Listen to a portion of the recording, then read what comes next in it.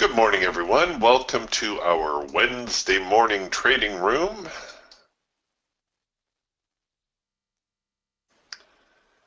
Hang on a second here. We'll get the screen share going on.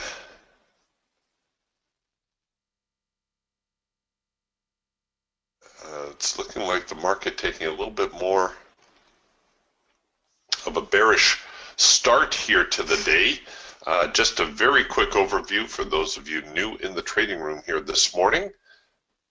What you're looking at here is the diversified trading system along with the Raptor. The charts we're watching here are the NASDAQ. I also have the Euro dollar and crude oil up on my other monitor. And we've got here the Hawk Scalper in the top left, Falcon Swing Trader top right, Eagle Trend Trader bottom left, and the Raptor here on the bottom right. And we're working a trend change signal here on the Raptor right out of the open. No, I won't rush into things. I always regret it when I get on board so early. I know Mark does pretty well with it.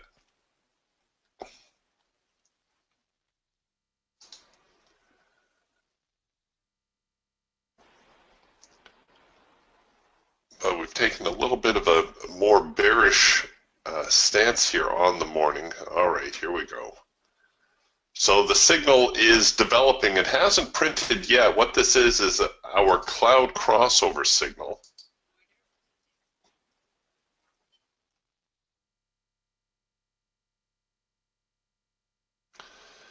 And what's happening is the clouds have crossed. They've gone from a very weak bullish cloud to a semi-strong bearish cloud. The clouds have crossed. The market has come down. It's made that characteristic pullback into the cloud. And if it comes out of the cloud now, it will produce a sell signal. That will be our number one sell signal. You can see we've already produced some warning dots here.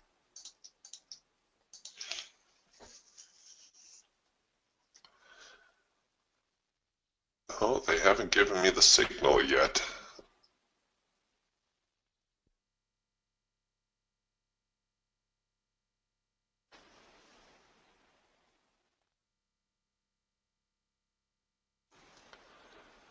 All right, I'll piggyback on that signal, the first one. Treat it a little bit more like a second push entry.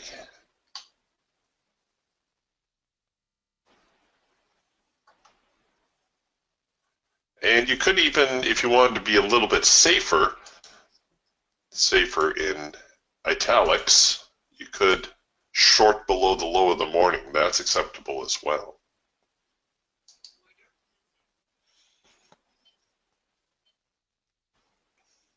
All right, well, so much for that. There come the buyers.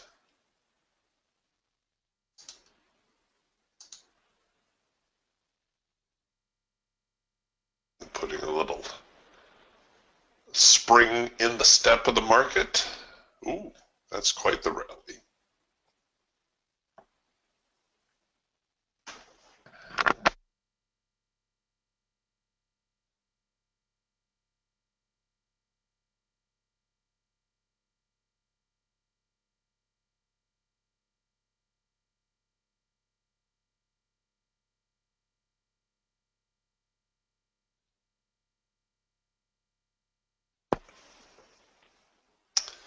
All right, so the Hawk, a little conflicted here now, working a first micro-macro cross signal higher. We just produced a warning dot, haven't completed the signal.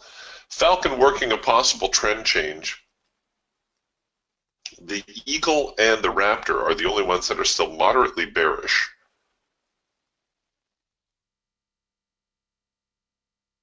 Trade forecaster saying that we are currently in scalp mode, and it certainly does look that way, doesn't it?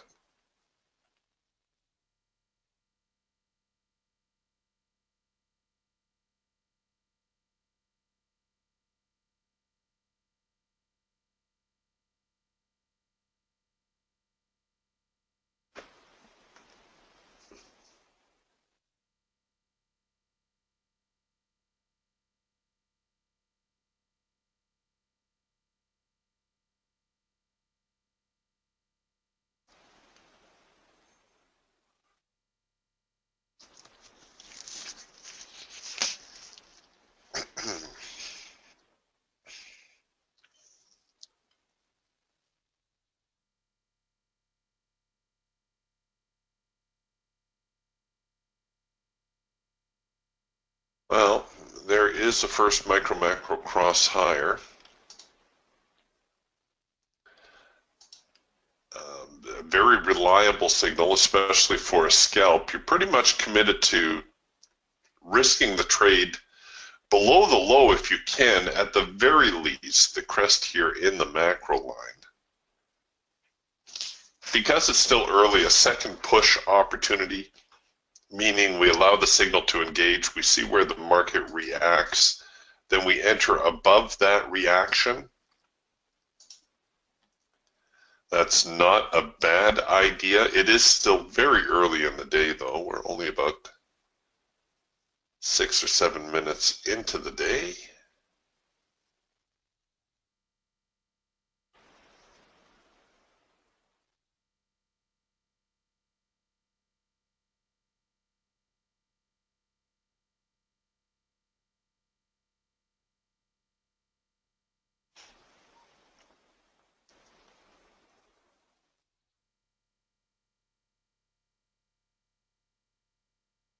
And there they go. Come on.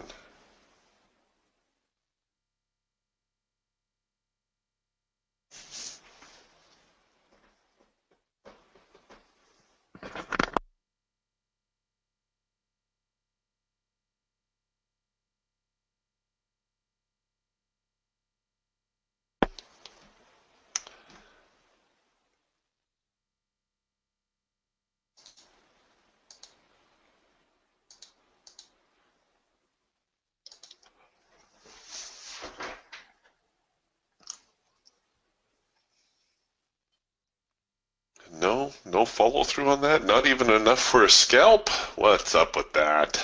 It'll get up there. There we go.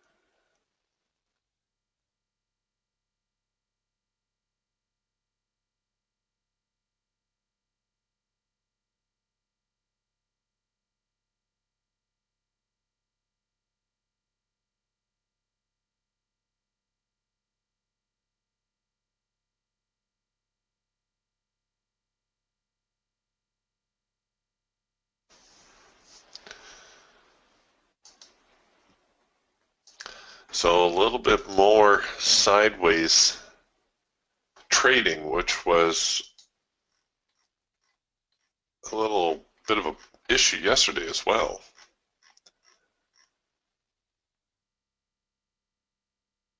Actually, it seems like we have a little bit more volatility in the market this morning relative to yesterday's.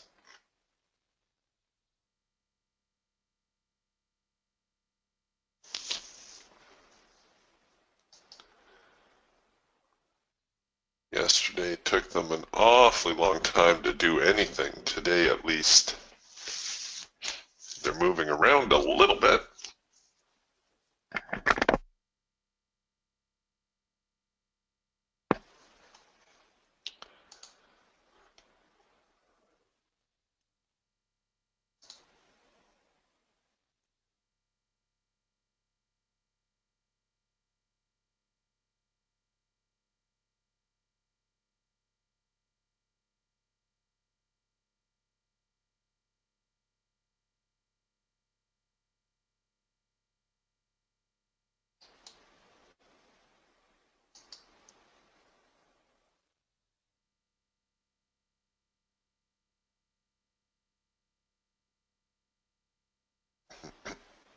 Pardon me.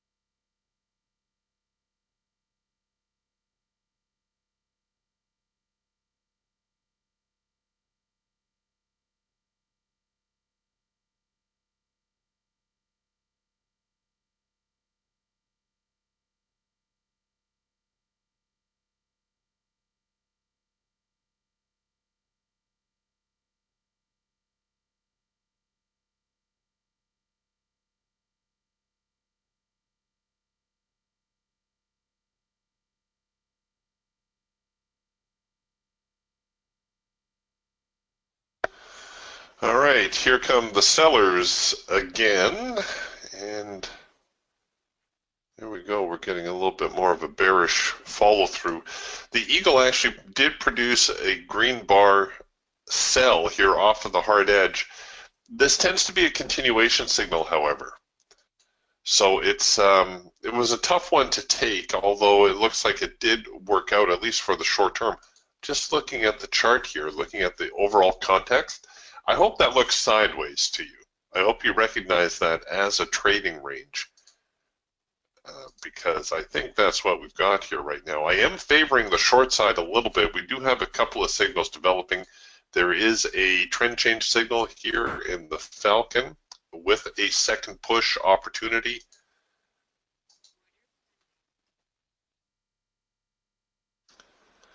And we also have a first micro macro cross that just printed here on the Hawk. The Raptor, well, funny thing is you could have interpreted this signal as a hard edge bounce. I think I just got brought in on the Falcon trade, and I was going to try to extend the profit objective here a little bit. If in fact the market is bearish today, we'll try to run it out to the next support zone.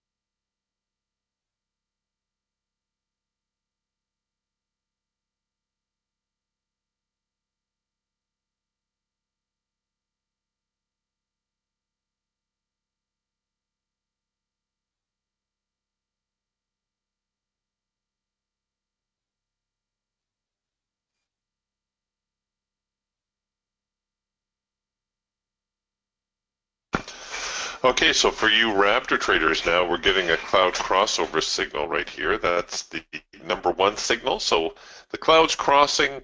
We anticipated it back here. It took a little extra to develop, but there is your trend change signal now in the Raptor.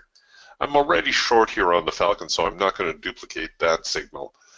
Here on the Hawk, a macro pullback, and here on the Eagle, just a basic continuation trend change signal. You can see we're fighting with yesterday's lows, however. That's going to be a little bit of an obstacle, but if we manage to get through there, I think we're going to have a little bit of room, I hope.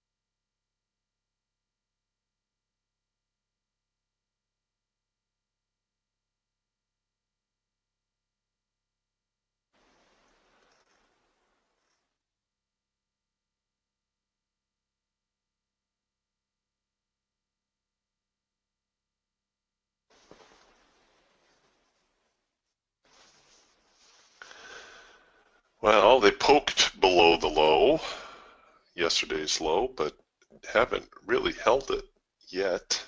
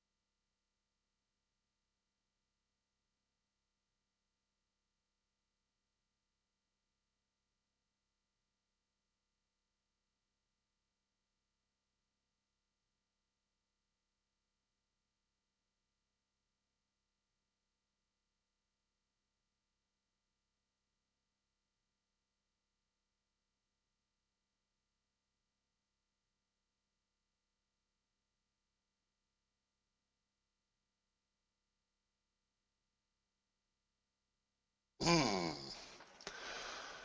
Um, we actually saw now a number two signal print. That's a counter trend signal. And no doubt that's because of the support that we're seeing here off yesterday's lows. It is a buyable signal, but again, I would wait for a second push opportunity. We're kind of starting to back ourselves into a little bit of a corner.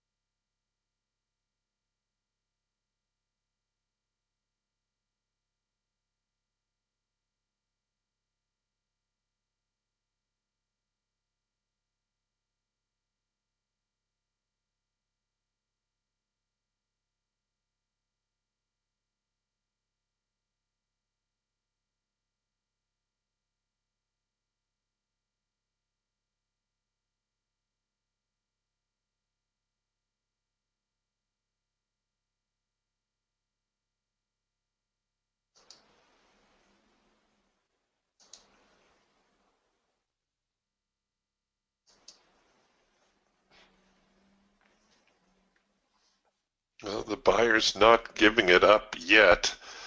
I hope my stop's far enough away.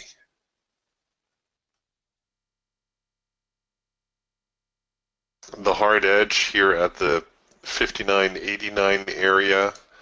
You can see we also have a resistance line there, our primary support line sitting at 59.89. I'm hoping that's going to knock the market down a little bit.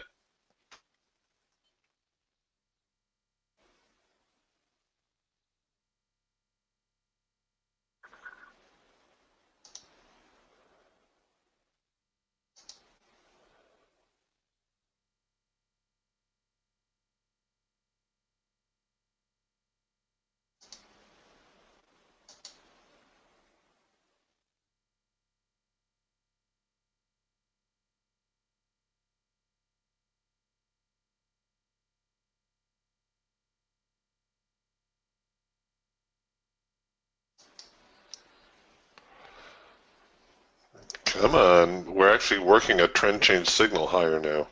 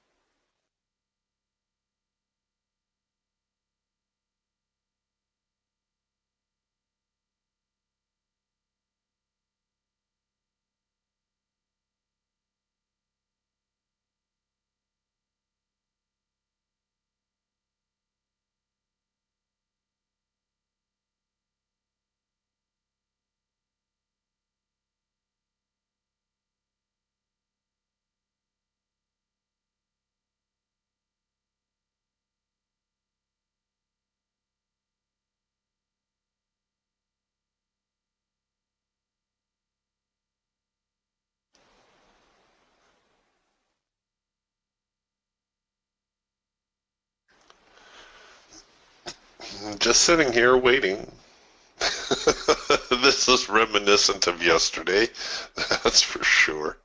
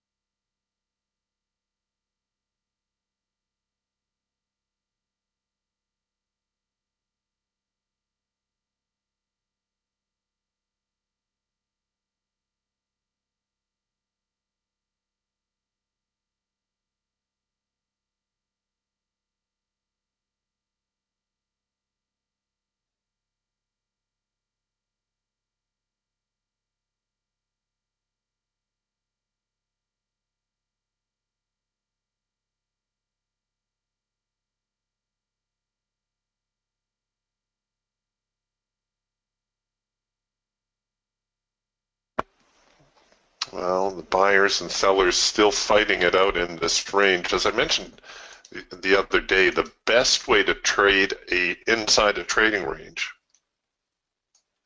or if you suspect you're in a trading range, the best strategy is actually to allow the market to get outside of the trading range, show that it can stay out, and then look for that follow-up signal. Same thing here. As you can see, the trade I took, I got in a little bit early. I was a little ambitious, and that may hurt me, because when you're in a trading range, this is where the sellers are. They're up here. And this is where the buyers are. They're down here.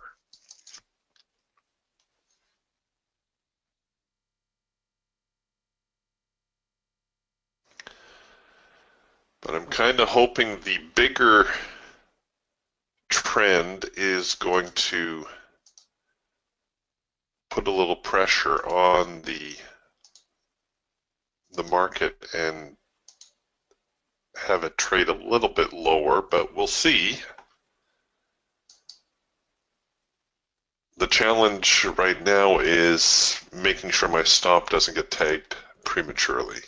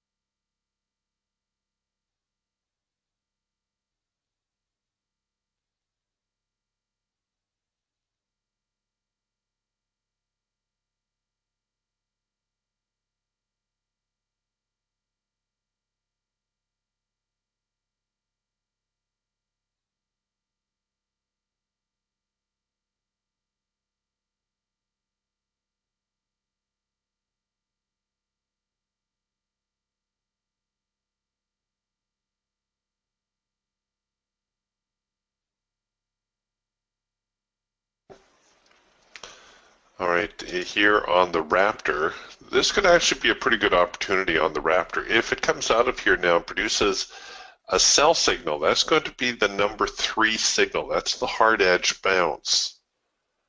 That has the potential to have some follow through to it.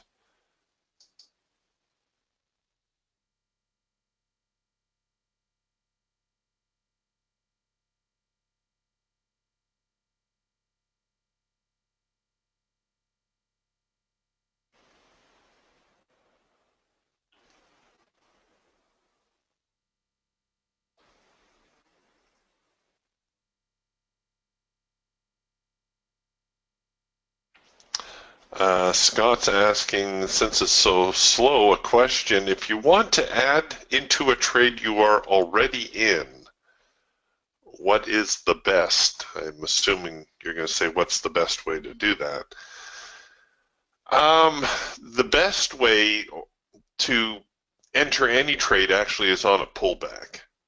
So for instance, if you're short or you're thinking the market's going to head lower, the best way to enter a trade is off of a pullback, which is why I was kind of keen on that number 3 signal developing, that hard edge bounce. Some traders like to enter on a break of a swing high or low. So we're currently short. Therefore, if the market reverses and trades back below this low, then you can enter another contract. The last way to enter into a trade is via your profits. So for instance, if you are in a trade and you hit your first target, so you have $100 in profit, or say $200 in profit, that allows you to run a $200 stop and essentially be at break even. Right, so let's say here at where it says break even, let's say that would be $200 profit, and let's say this line here is my initial stop, and that's $200 as well. So let's say I'm looking at running a $200 stop on my trades. So when I have $200 in profit, I can bring the first trade to break even, and I can open up an additional position and still maintain that $200 risk. I hope that makes sense. I kind of hammed that one up a little bit. Wow, look at those buyers.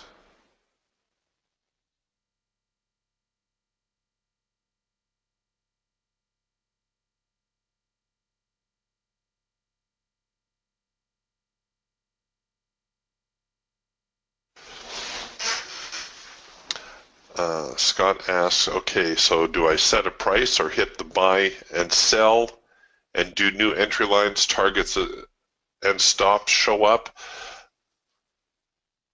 The simplest way to do it, to add an additional contract, is to right-click on your chart. And then you can add another position. Let's say I wanted to add down here where the break-even is. Let's say I wanted to add to my trade right there. What the trade manager will actually end up doing is it's going to start averaging your entries.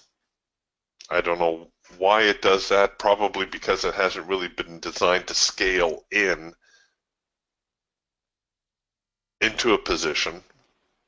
And I don't think a lot of people use it that way, but if that's something you're interested in, certainly bring it to Adam's attention. So what I would do is I would make a note of my initial position. I would just draw a line there. And I draw a line where my second position is. Because if you get filled here, what the trade manager is going to do is it's going to average the trade, and it's going to show your entry right here. Even though your first entry is here, your second entry is here. It will correlate correctly correlate the quantity and the stop loss, which is the most important part. So your quantity will say 2 on your stop loss. And the same is true if you just hit the buy or sell market buttons. Like if I sold from up here, it would give me another entry up here, but it would average my price, and it would say, oh, your entry is somewhere around here.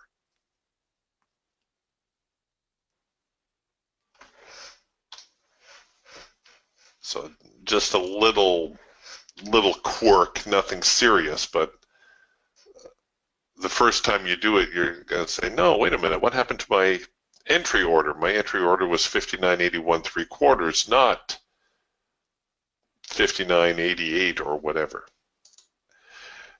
And that's what that is. It's just averaging. But it will correctly set your stop with the right number of contracts. It will not adjust your profit target, however. So if you want to take profit at the same place on all your contracts, you'll have to once again right click and then add an additional contract to be your profit order. If you do it a couple of times in Sim, it's really self-explanatory. When you do it, it'll make perfect sense.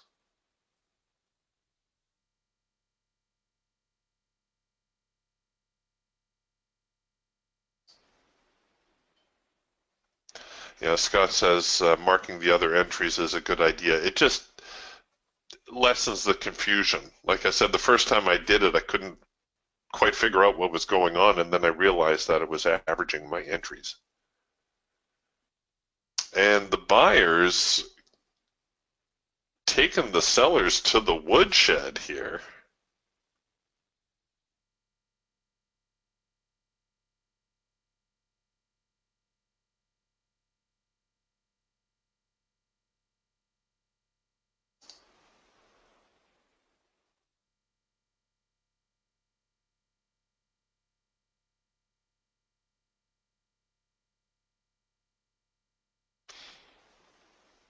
I thought for sure we'd get a little bit more trickle down off of the break of the low, but nope, wasn't going to happen. Now we've got to see a break here of this support zone. Got to get back below 59.90 if the sellers have any hope at all.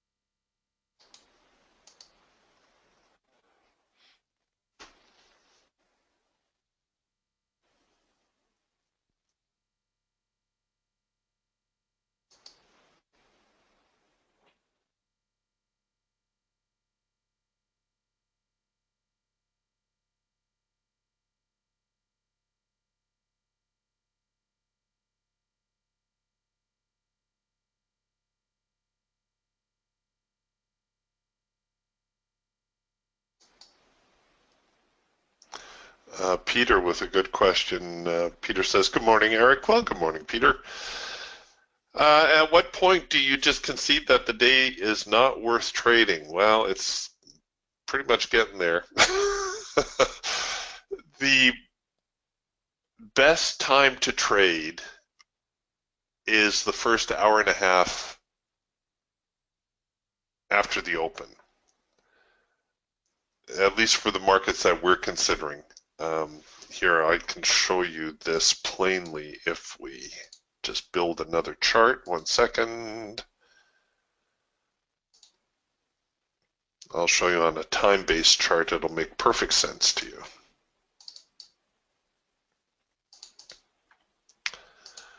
Let's say we'll look at a 5-minute of the NASDAQ.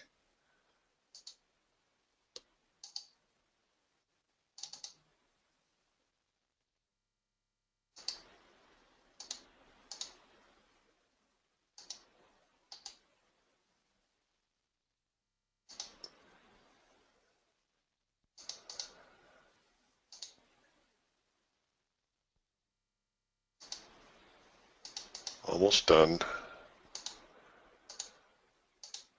Okay, here we go. All right, so here's the 5-minute NASDAQ chart with the day breaks. Here was yesterday's session. Here is the first hour and a half of trading.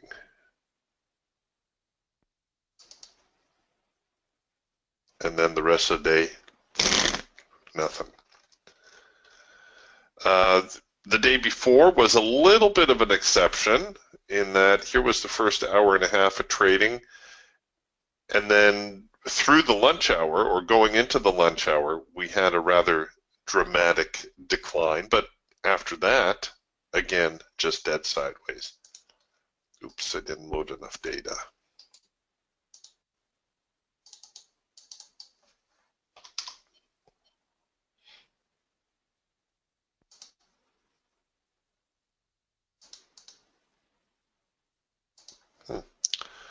I never realized I had an option there.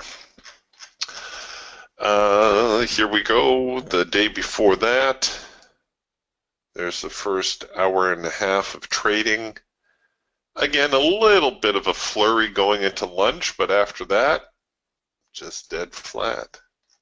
This is the kind of day we're seeing today, where not a whole lot going on, but what is going on is probably going to happen the first hour and a half, and then the market goes flat. Occasionally you get a flurry going into the close. The volume bars tell a story as well. You can see that almost all the volume on the day, or the majority of the volume, this is an exception because there was huge volume that last hour and a half going into the close.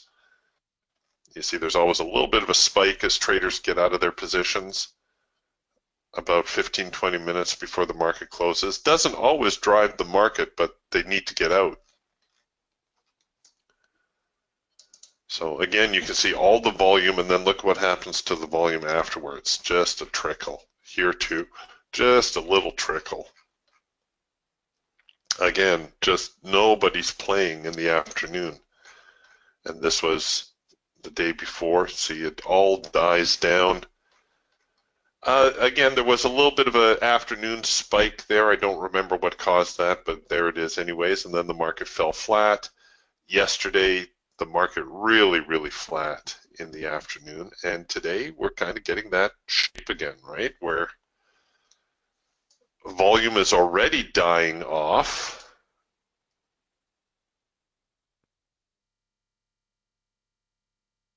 And I suspect that things will drift sideways through the afternoon again. So to answer your question, the first hour and a half of the day is probably going to provide you with the best opportunities, after which you may as well pack up your toys and go do something else.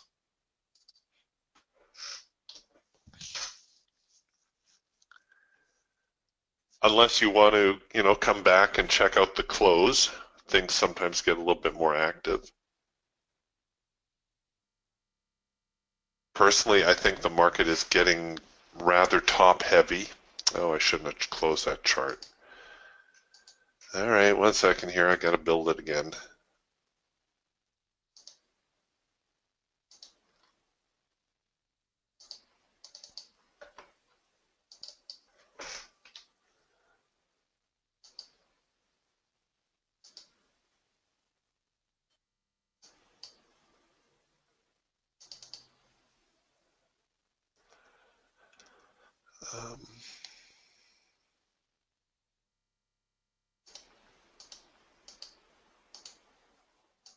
Okay, so here's that chart. What I wanted to show you was on the daily, actually. And I pointed this out the other day, but you see how all these, oh, it's a little, no, we'll leave it like that. All right, you see how the market is trying to rally higher. There's some decent sized rally bars here, and yet look at the corresponding volume. It's falling off. That's not what you want to see when you see a rallying market. Let's see if it will adjust. No. Oh, yes, it will. So, well, the volume was still too light through here. We'd have to go back to the June contract. But typically, when a market is trying to advance, especially when it's trying to breach a significant support or resistance area, we tend to see volume building, not declining. So this, the long-term view, not looking all that bullish anymore.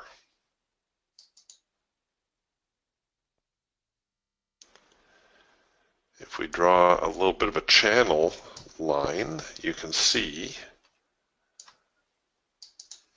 that visually we're failing, right? We're starting to come up short, topping out. To me, it seems imminent, a correction. Now, I'm not saying the bottom's going to fall out of the stock market. We're going to be in a, year-long decline or anything like that, but I think a correction like this is certainly not out of the question.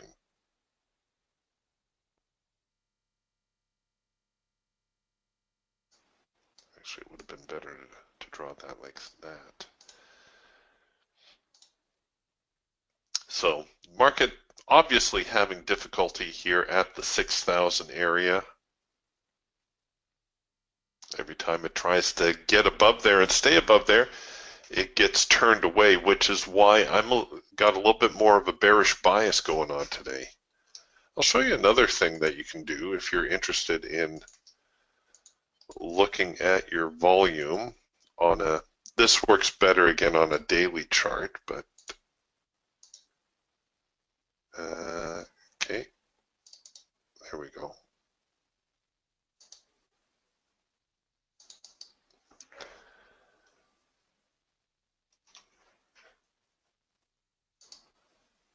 Yeah, that's a little better. Oops.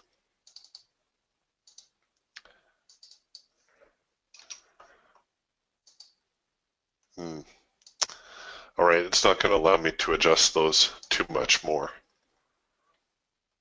Oh, here we go. All right, when you get these kinds of things going on, all this is a volume histogram. See, this guy down here? Plotted according to the price. And what this tells you is that this really big bar right here, there's a lot of volume trading in this price range. Like we didn't know that already. See what happens? Price comes up here, gets knocked down, comes back up, flounders around quite a bit, a little bit more. So you can see it visually as well, but sometimes this is kind of interesting to see with the histogram because it tends to make things maybe a little bit more plain. What I'm getting at here is when you have a zone like this, is you want to see how the market responds to it. We'll put these lines in the middle. And what I mean by that is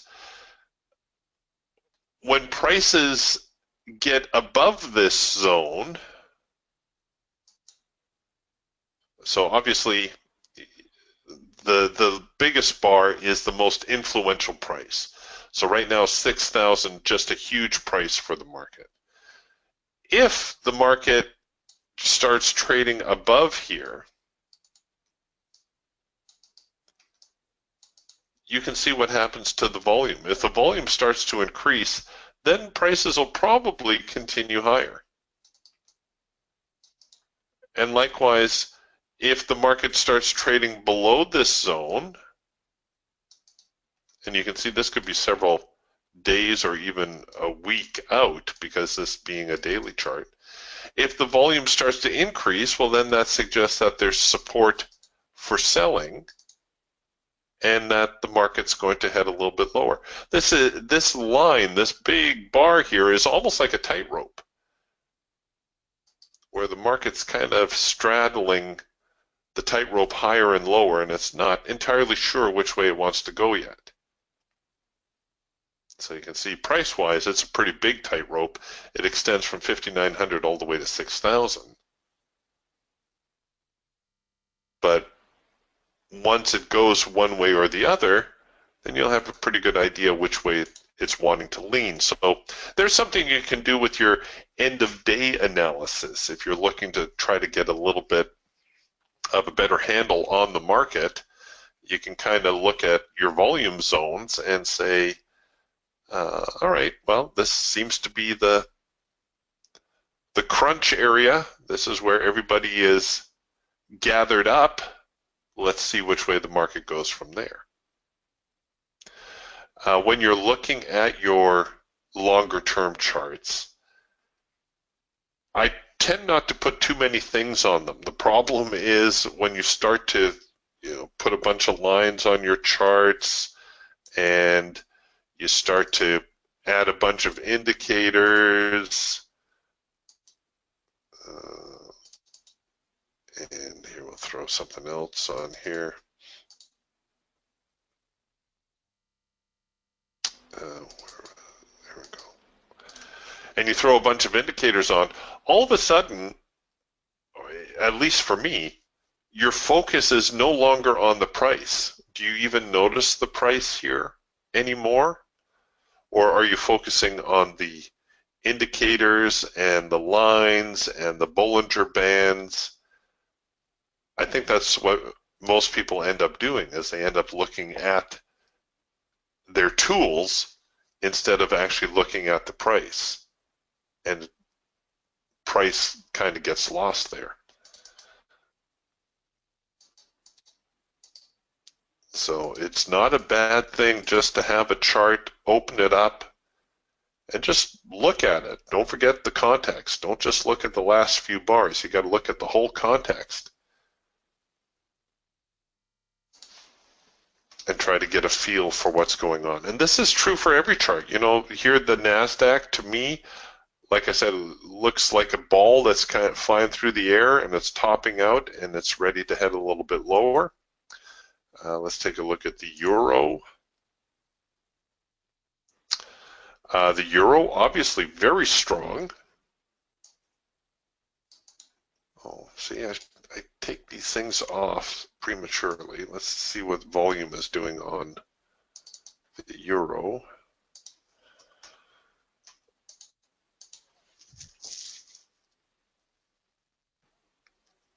Okay, well, it's declining a little bit through this little sideways period, so that suggests also that there's not a whole lot of commitment higher or lower right now. But there was a very strong bearish break, so I would be a little bit more bearish on the euro,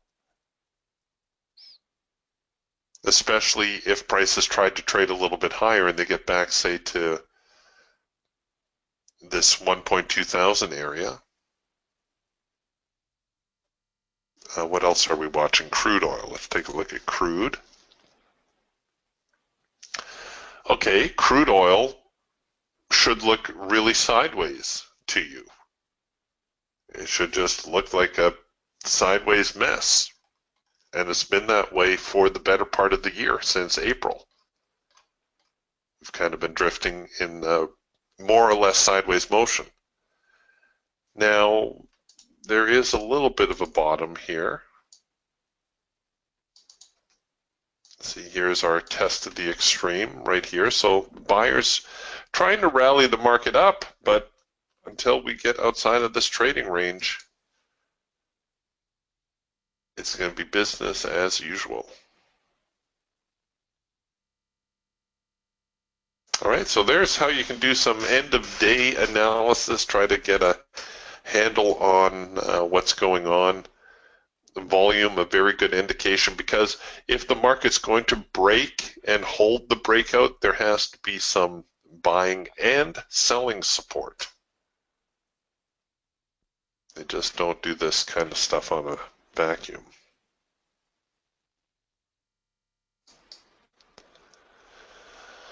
Scott says oil inventory out in a couple of minutes. Well, we can take a look at that.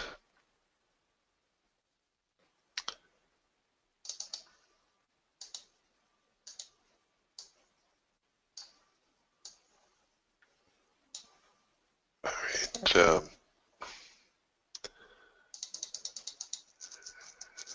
So typically what I like to do is if the market has any kind of range to it, I'll try to bracket the range. It looks like we had a swing high here and a swing low there. The market's currently trading middle-ish, so we'll enable the stops. I'll use the OCO function. I'm going to right-click and then right-click, enter my buy and sell orders. I was going to use a stop limit, but you know what? I'll just leave well enough alone. So I'll look to buy on a break of the resistance zone, sell on a break of the median line. I've got my stops enabled, and we'll see whether the inventory report surprises anyone.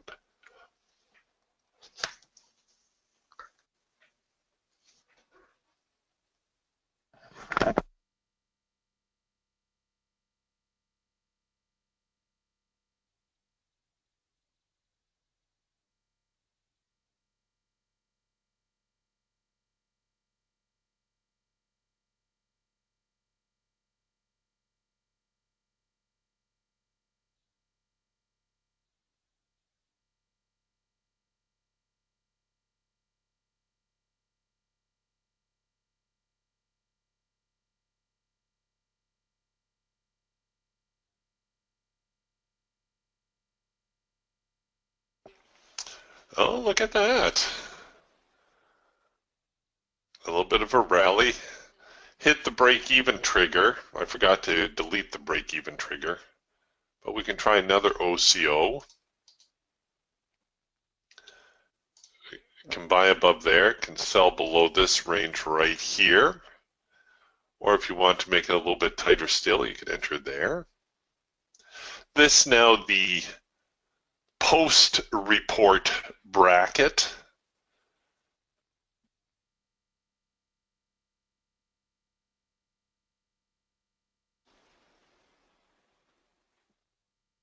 A little bit of a blip of buying go through the market there.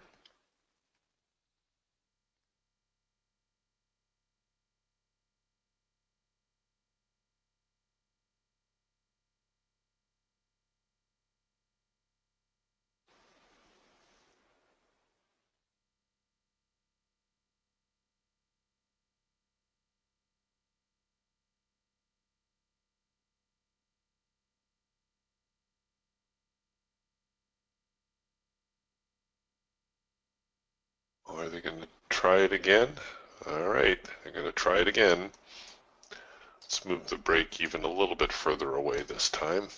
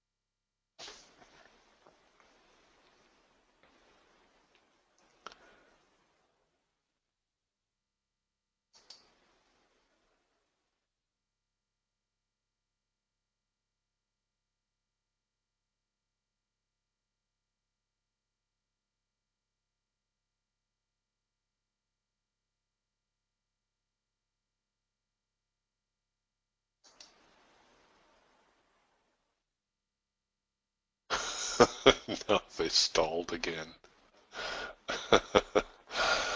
Oh man.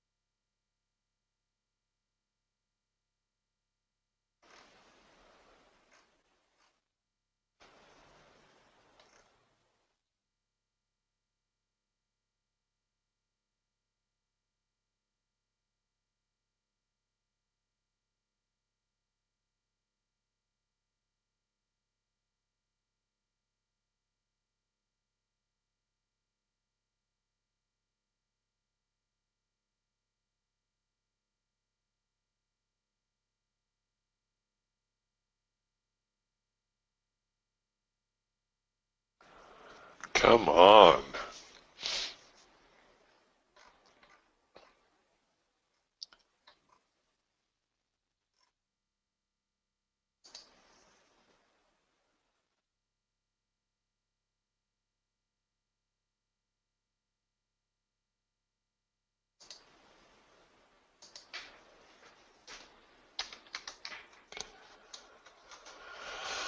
Well,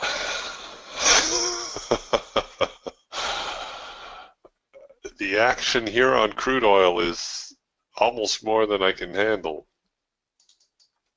Gonna have to dial that back a little bit to give it a little bit more wiggle room. And we'll put that on the shelf for now.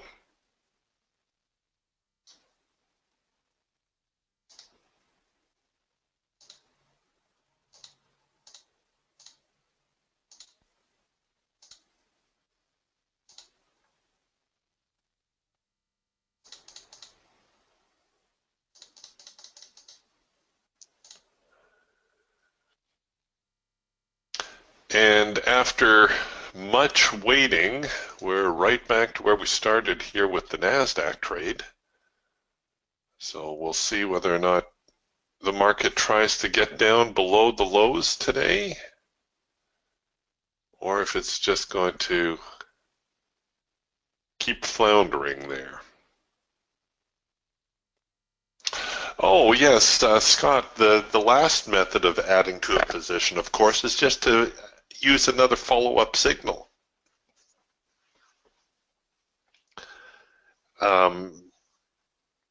So if you're currently, let's say you shorted here on the late filter entry signal, we're producing another sell signal, or we have the warning dots anyways. If we produced another sell signal, you could simply just short from the follow-up sell signal.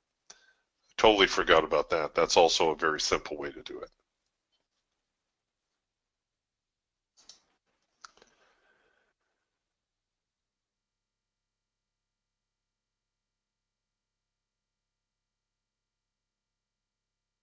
Getting now a first micro macro cross lower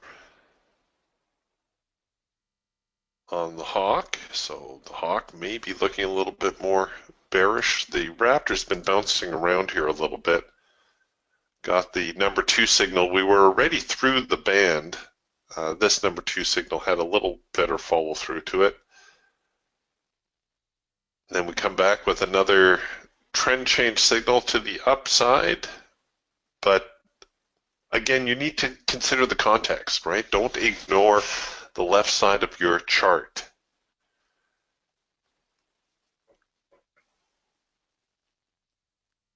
And now we're getting another number 1 signal. So we'll see.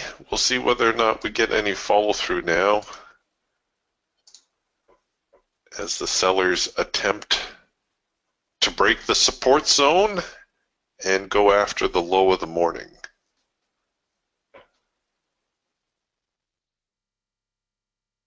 Maybe, if they feel like it.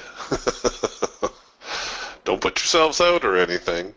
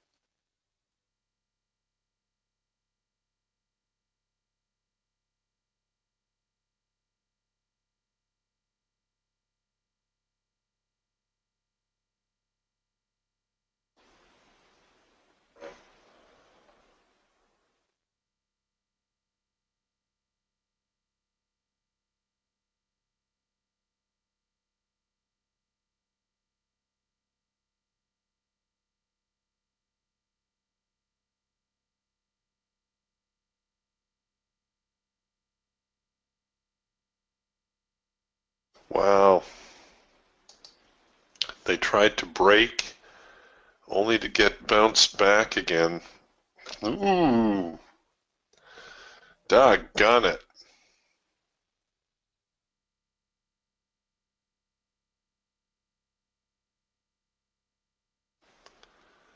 I'm not liking that. Not like any. I don't like anything that resembles a double bottom.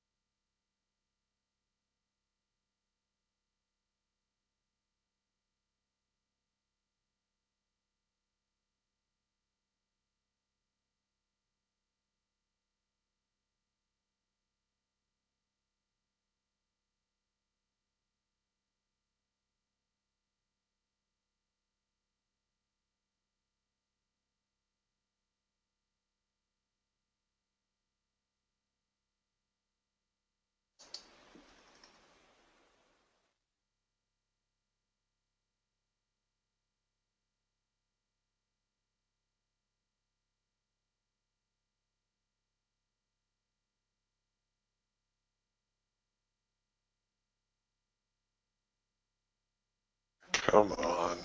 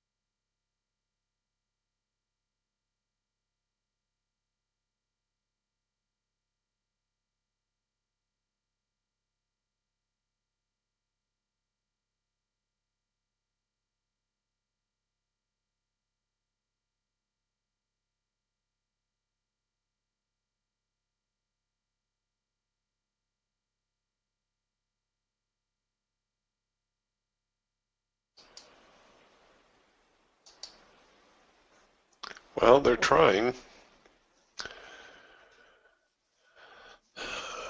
If we could get a couple bars below here, I won't hesitate to take the trade to break even, but it's really starting to annoy me.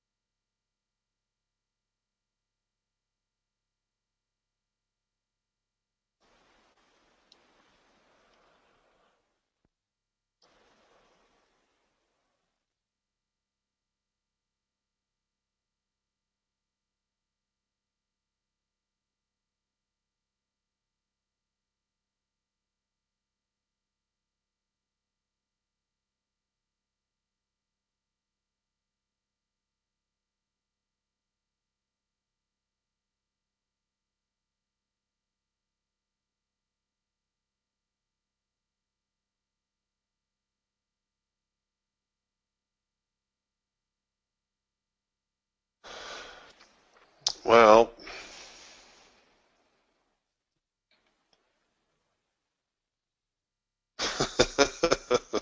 yeah. Scott says the market's so quiet I can hear ice cubes melting. That's about it, too. All right, well, I'm going to bring my profit orders in really tight and just look at taking whatever profit I can muster on these trades. I'm not happy that the market has bounced here. So the next reaction lower, I'm going to start getting more aggressive with my stops, because this is now essentially a double bottom, and that's no good for my short position. All right, gang. Unless anybody has any other questions, I think we're just going to button up shop here a little bit early today. It's a very, very quiet trading day. We'll see what happens tomorrow. Hopefully things will lighten up a little bit. We'll talk to you then. Bye for now.